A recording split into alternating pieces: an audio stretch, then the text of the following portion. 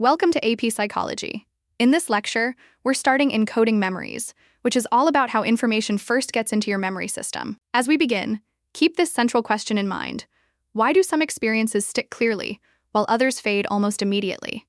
Next, we'll map out the path we'll take to answer that. Today's roadmap is all about encoding, which means getting information into the memory system in the first place. The big idea is that how you take in information affects how well you can store it and retrieve it later. We'll compare automatic encoding, which happens with little effort, and effortful encoding, which takes attention and practice. We'll also look at 3 encoding paths: visual encoding for images, acoustic encoding for sounds, and semantic encoding for meaning. Next, we'll focus on strategies that make encoding stronger. Mnemonics are memory aids, the method of loci links, ideas to familiar places, and chunking groups information into manageable units. Categories and hierarchies also help because they organize information instead of leaving it as a random list. That organization gives your brain better cues to use later when you need to remember. We'll also talk about the spacing effect. Learning is usually stronger when practice is distributed over time instead of crammed all at once. In other words, 5 short study sessions often beat 1 long marathon session. Finally, we'll look at the serial position effect, the pattern that items at the beginning and end of a list are often easier to remember. Primacy means early items stick, and recency means the most recent items stick. As we move forward, keep asking one question. What choices make information easier to get in, keep, and find again? That question sets us up for a quick refresher on memory as a process. Before we zoom in on encoding, let's refresh the big picture. Memory is not one single storage box in your brain. It is a set of processes that help information get in, stay available, and come back when you need it. Memory means processes, not one brain place. The 3 core processes are encoding, storage, and retrieval, and each one does a different job. Encoding is the input stage. That means your brain transforms information, like a sound, image, word, or experience, into a form the memory system can use. Storage is maintaining information over time. Retrieval is getting that information back into awareness, like remembering an answer on a test, or back into behavior, like riding a bike without explaining every step. The table shows 2 memory workspaces. Working memory holds and manipulates information briefly, like keeping a phone number in mind while you type it in. Long-term memory can store information for extended periods, from minutes to years. A key idea for this lecture is that how you encode information affects whether it can be stored well and retrieved later. So keep this sequence in mind: encode, store, retrieve. Next, we will focus on that first step and ask how information actually gets into the memory system. Encoding is the first big step in memory. It is how information gets into the system in a usable form. Think of it as translating what you notice into a code your brain can work with later. Encoding means converting input into memory codes. That input can come from your senses, your thoughts, or your experiences, and you often use strategies to make that conversion stronger. Attention is the gateway. If you do not attend to something, like a name you barely heard or a definition you skimmed, it is much less likely to be encoded successfully. Now compare weak encoding with stronger encoding. Reading a term once may only leave a shallow trace, but connecting it to an example, a picture, or your own life creates more retrieval cues. Retrieval cues are hints or pathways that help you find the memory later. So the way you encode information helps shape how well it gets stored and how easy it is to retrieve. Concept check. Which study action is most likely to improve later retrieval? Choose the option that uses attention and creates a meaningful connection.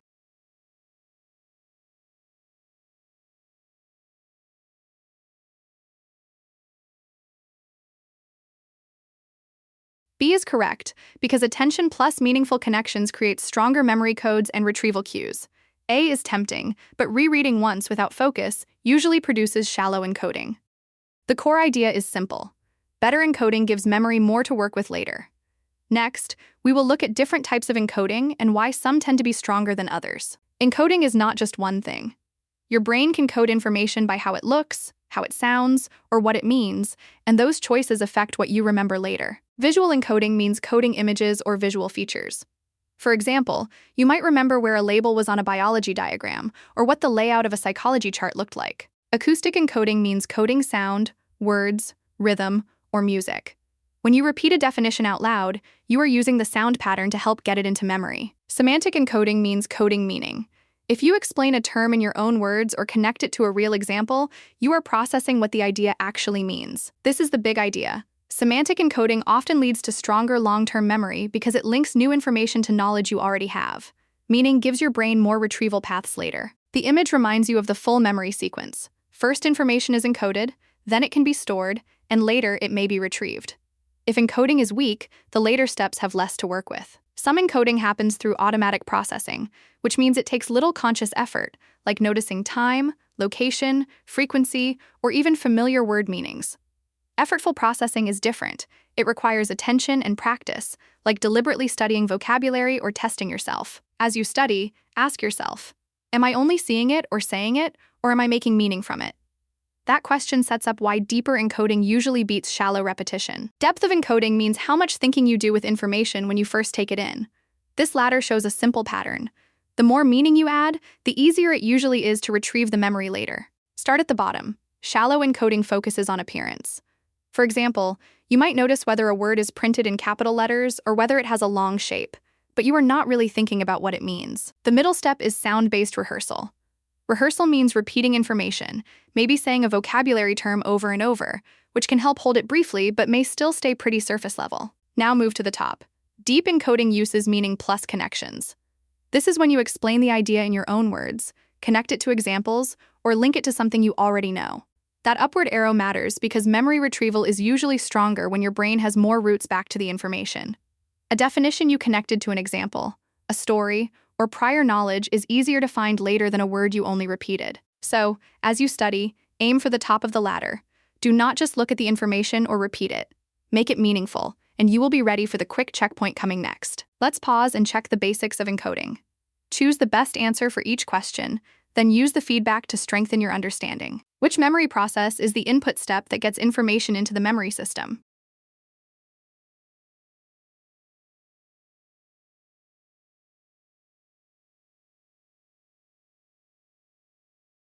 Encoding is the process of getting information into the memory system. Storage can be tempting because it also involves memory, but storage means maintaining information over time after it has already been encoded. A student remembers a vocabulary word later by bringing it back to mind during a quiz. Which memory process is this?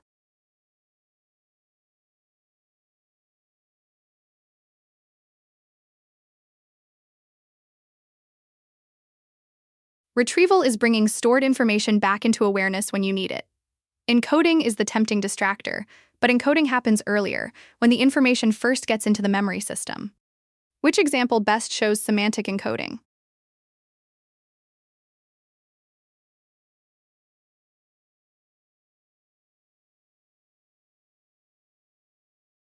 Semantic encoding focuses on meaning, so connecting brain to its meaning is the best example. Noticing capital letters is visual encoding, and repeating the sound of the word is acoustic encoding. Mnemonic devices are tools that help you encode information in a more organized way. Instead of trying to memorize a random pile of facts, you give your brain a cue to grab onto later. An acronym uses the first letters of a list to make a memorable word. For example, Holmes can cue the names of the Great Lakes: Huron, Ontario, Michigan, Erie, and Superior. An acrostic also uses first letters, but it turns them into a phrase instead of a single word. Please excuse my dear Aunt Sally is a classic cue for the order of operations in math. Jingles and rhymes work a little differently. Their rhythm and sound support acoustic encoding, which means encoding based on what the information sounds like. Look at the image as a quick map of the three cue types: acronym, acrostic, and jingle or rhyme. The common theme is that each one adds structure, so retrieval is easier later. The big caution is this: mnemonics work best as retrieval cues, not as substitutes for understanding. If you memorize Holmes but do not know what the Great Lakes are, the cue is doing only part of the job. So use mnemonics to make information easier to find in memory, while still learning what the information means. Next, we will look at a mnemonic that uses places as cues. The method of loci is a mnemonic, or memory aid, that connects ideas to places you already know well. Instead of trying to hold a list in empty space, you attach each item to a familiar route, like walking through your home. Look at the route image as a reminder of the big idea. Familiar places can become retrieval cues. A retrieval cue is a hint that helps bring a memory back when you need it. To encode with this strategy, first choose a route you know without thinking, such as your front door, kitchen, hallway, and bedroom. Then place each item vividly in one specific location along that route. The more unusual the mental image, the better. If you are memorizing the word neuron, you might imagine a giant glowing neuron blocking your kitchen sink, because vivid images are easier to notice and later remember. To retrieve the list, you mentally walk the same route again. Each place cues the item you left there, so the front door, kitchen, hallway, and bedroom each help pull up a different memory. This works because it combines three strong encoding tools: visual encoding, spatial organization, and elaborative imagery. In plain terms, you see it, you place it in an organized map, and you make it meaningful or strange enough to stick. Now check your understanding. Which study action best uses the method of loci to encode a vocabulary list? Choose the option that actually links each term to a location.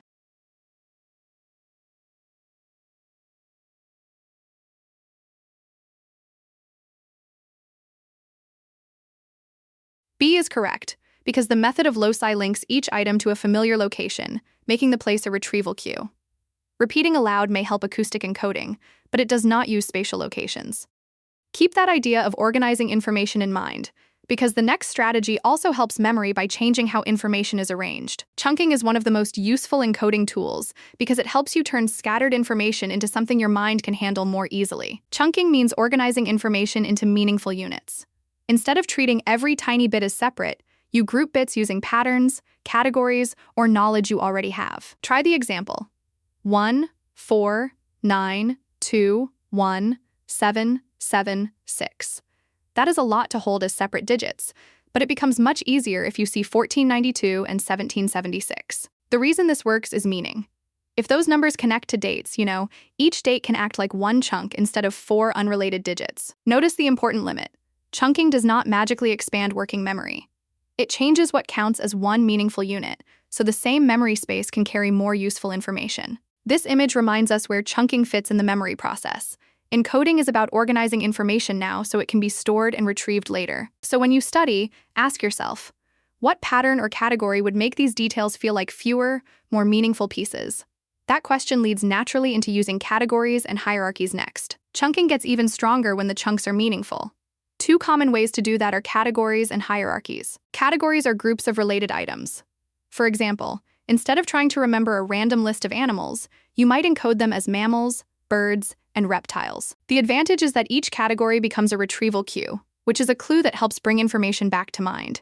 If you remember the category mammals, that cue can help you retrieve dog, whale, or bat. A hierarchy is a structure that moves from broad concepts to narrower details. Think of it like a mental filing system, where big folders contain smaller folders. This memory diagram reminds us why organization matters. Encoding affects what gets stored, and better organization can make retrieval smoother later. For AP Psychology, a unit outline is a hierarchy. Unit, then topic, then concept, then example. If you start with the unit as a cue, it can activate the related topics and details underneath it. So as you study, do not just reread facts. Ask yourself where each idea belongs in the bigger structure, because that structure gives your memory more paths back to the information. Let's pause and check how well you can recognize and apply encoding strategies. Choose the best answer for each question, then use the feedback to sharpen your understanding. A student remembers the Great Lakes with the word homes, standing for Huron, Ontario, Michigan, Erie, and Superior. Which mnemonic strategy is this?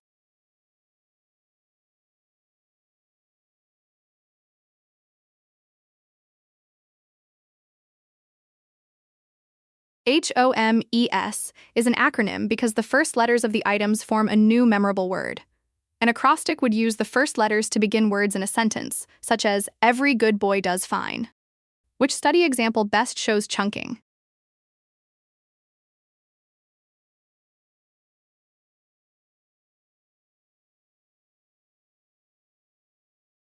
Chunking reorganizes many separate bits into fewer meaningful units.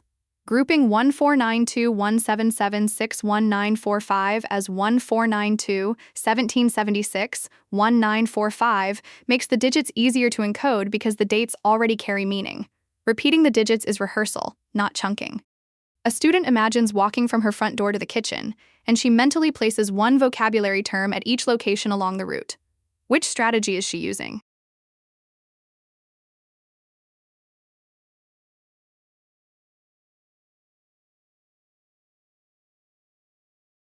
This is the method of loci. Information is linked to locations along a familiar spatial route. Sorting by shared meaning would be category-based encoding, but here the key cue is location. Why do categories and hierarchies usually improve encoding?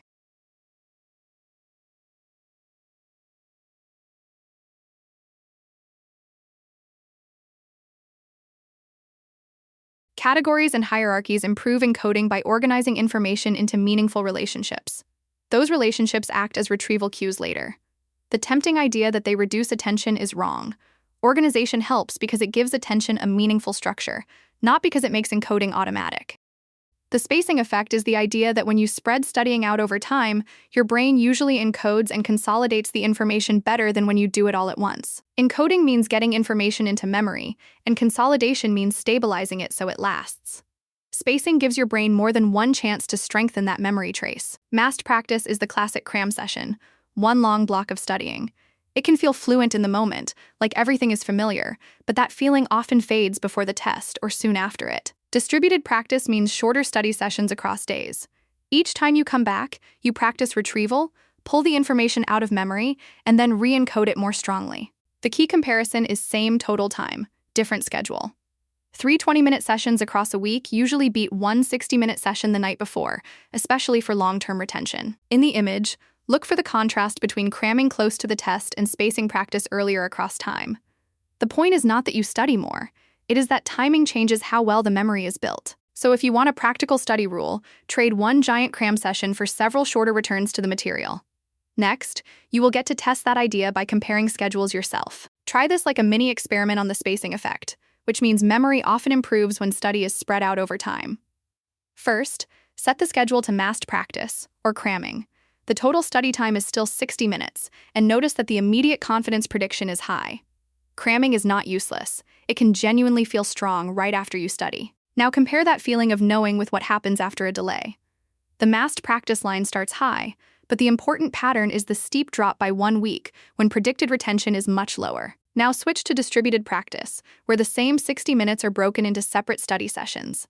The immediate confidence may be a little lower, but the 1-week retention is stronger because spacing gives your brain more chances to re-encode and retrieve the material. When you try it yourself, watch for that trade-off. Cramming feels good now, but spacing protects memory later. Next, we will look at how position in a list can also shape recall. Sometimes memory is shaped not just by how much you study, but by where information appears in a sequence. The serial position effect means that an item's position in a list influences how likely you are to remember it. Look at the curve on the right. Recall is usually stronger at the beginning, drops for the middle, and rises again at the end. That shape is the classic serial position curve. The primacy effect is better memory for early items. One reason is rehearsal. The first few items get more chances to be repeated or practiced before new information crowds in. The recency effect is better memory for the final items. Those items are often still active in short-term memory or working memory when you are asked to recall the list. The middle items are in the toughest spot. They usually get less rehearsal than the first items, and they are not as immediately available as the last items. So if you forget the middle of a list, that does not automatically mean you were not trying. It may reflect how the list was presented and encoded, which we can use to make studying smarter next. The serial position effect is not just something to recognize on an AP question. You can use it to make your studying more fair and more accurate. A common trap is thinking, if I repeat the same order, I know every term equally well. Really, the order itself may be helping you remember some terms while hiding weak spots in the middle. That is why shuffling flashcards matters. It keeps position from becoming the main cue, so you are practicing retrieval, which means pulling the answer from memory, not just recognizing where the card shows up. Rotating the list order also protects the middle items. If a term is always stuck in the middle, it may keep getting less rehearsal and less recency support, even if you are putting in real effort. You can also start or end a study session with difficult terms on purpose. That uses primacy and recency strategically, but do not use it as an excuse to ignore the rest of the stack. Every item still needs retrieval practice. The big idea is that memory performance can reflect presentation conditions, meaning how and when information is shown to you, not just how hard you tried. So if recall is uneven, adjust the study setup before blaming yourself. Concept check. Which study plan best applies the serial position effect? Choose the option that avoids relying on list position and still checks memory for every term.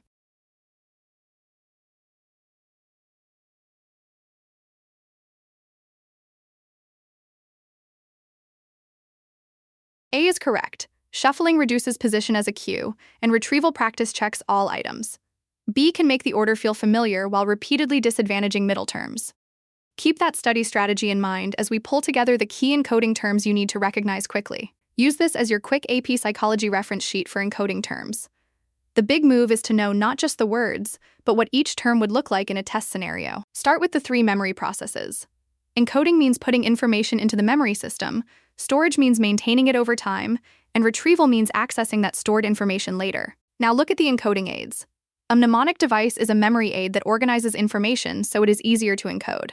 The method of loci is a specific mnemonic where you link items to familiar places, like rooms in your house. Chunking means grouping separate items into meaningful units, like turning a long number into smaller parts.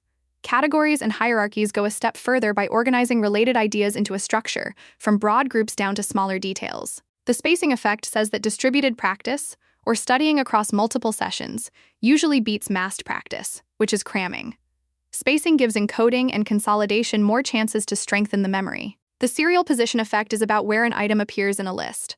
Primacy makes early items easier to remember, and recency makes the last items easier to remember, while middle items often get squeezed out. As you head into the checkpoint, practice matching each term to a real example, organizing, spacing, placing items in a list, or pulling information back out later. You've reached the final checkpoint on encoding. Use these questions to test how well you can apply spacing, organization, and serial position effects to real study situations. You need to learn 20 new AP Psychology memory terms for a unit test. Which encoding strategy would most likely support accurate later retrieval?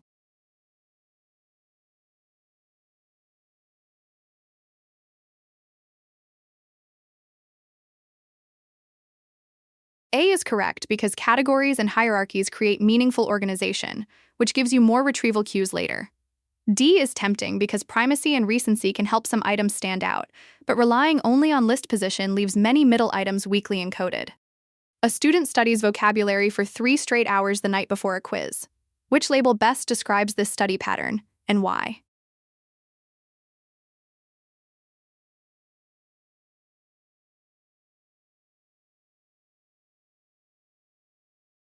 C is correct because massed practice means studying in one concentrated block, often called cramming.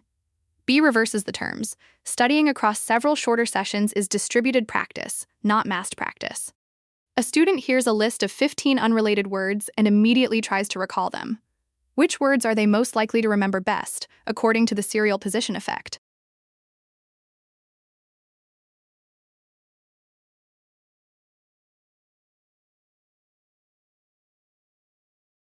D is correct because the primacy effect improves recall for early items, and the recency effect improves recall for the most recent items at the end. A is tempting if you assume all positions are equal, but middle items usually have the weakest recall.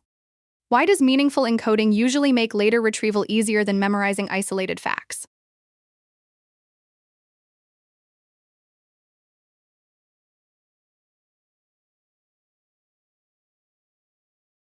B is correct because meaningful encoding connects new material to what you already know, creating paths or cues that can help you retrieve it later. A is tempting because familiarity can help, but it does not replace the need for retrieval cues. You are planning how to study 40 terms for a cumulative psychology exam next week. Which plan best combines the spacing effect with meaningful encoding?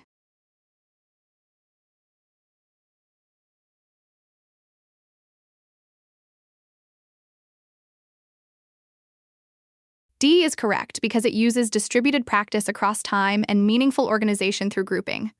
A is a tempting cramming plan, but one long session is massed practice and usually produces weaker long-term retention. After that final checkpoint, here is the big picture. Encoding is not just getting information in. It is how you prepare information so your future brain can find it again. Encoding means the set of mental processes that gets information into memory. The better the encoding, the better your chances of storing it well and retrieving it later. Your first tool is meaning. Semantic processing means focusing on what information means, and it usually beats shallow repetition, like just reading the same line over and over. Elaboration makes that meaning even stronger by adding connections, examples, and personal links. If you can connect a concept to your own life, you are giving memory more roots back to it. Your second tool is structure. Mnemonics, the method of loci, chunking, categories, and hierarchies all work because they organize information and create retrieval cues. Your third tool is timing.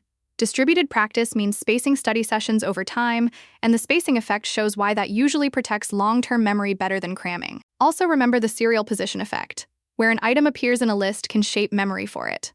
Primacy helps early items, and recency helps the most recent items. So your memory toolkit is simple. Make it meaningful, organize it, space it out, and pay attention to order effects.